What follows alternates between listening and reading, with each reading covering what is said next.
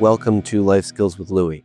I am Louie, and today we are talking about getting the best sleep you can. If you haven't watched the introduction to Responding to Gaps in Resilience, this small section, I encourage you to do that to understand it better.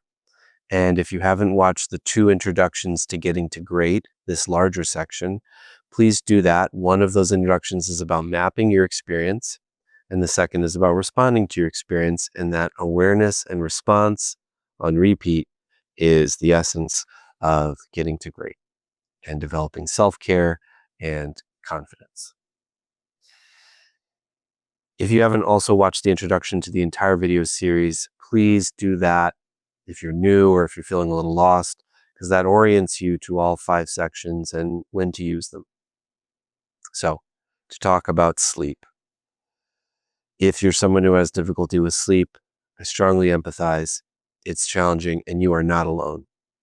Our culture has huge deficits when it comes to sleep, and a lot of work to do to give ourselves better sleep. There's a lot of materials online about sleep that are helpful. There is a free app, CBTI Coach, which is also really helpful, and many more resources. And also, I encourage people to talk with mental health care professionals, physical health care professionals to get more help on sleep. You can also speak to a sleep specialist if you need to, because there are certain disorders that affect sleep that may need more treatment. I can offer a few tips here to get you started as a primer on improving your sleep. And then again, I encourage you to explore it more. First thing, sleep is all about arousal. Of course, there are biological things that affect arousal. In that sense, you might need a specialist to help. But for many of us, we're just kind of a really aroused population currently that, like we're looking at our phones and the television, we have bright lights on until quite late in the night. Our brains were built to have a lot more calmness, quietness, and darkness than that. So if you're having trouble sleeping, as much as you're able, try to bring the level of arousal down the few hours before bed at least. Less light. There are certain lights that affect the eyes less and arouse you less. And the types of activities you're doing, make them a little more boring. I like to use the personal example of reading history. So for me, even if I read a fantasy novel, that'll be too exciting. It'll get me all hyped up.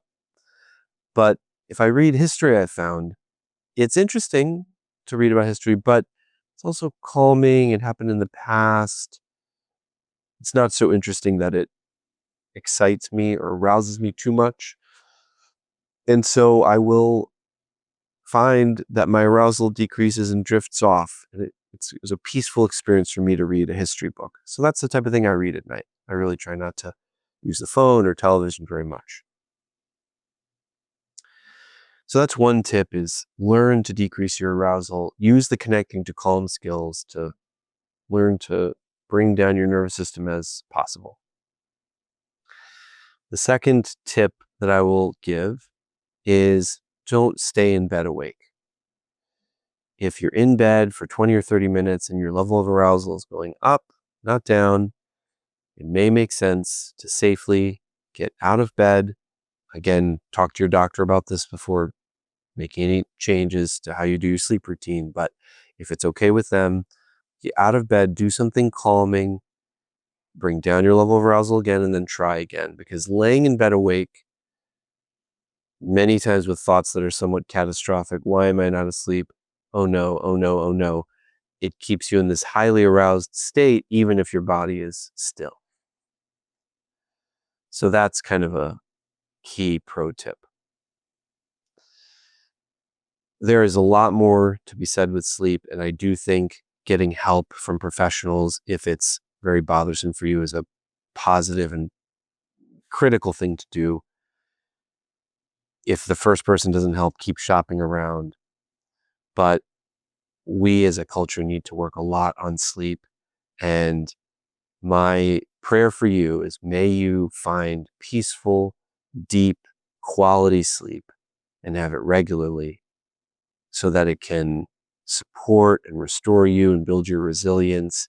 And there's a lot of research that also does these literal biological tasks like flushing toxins out of the brain that are so critical.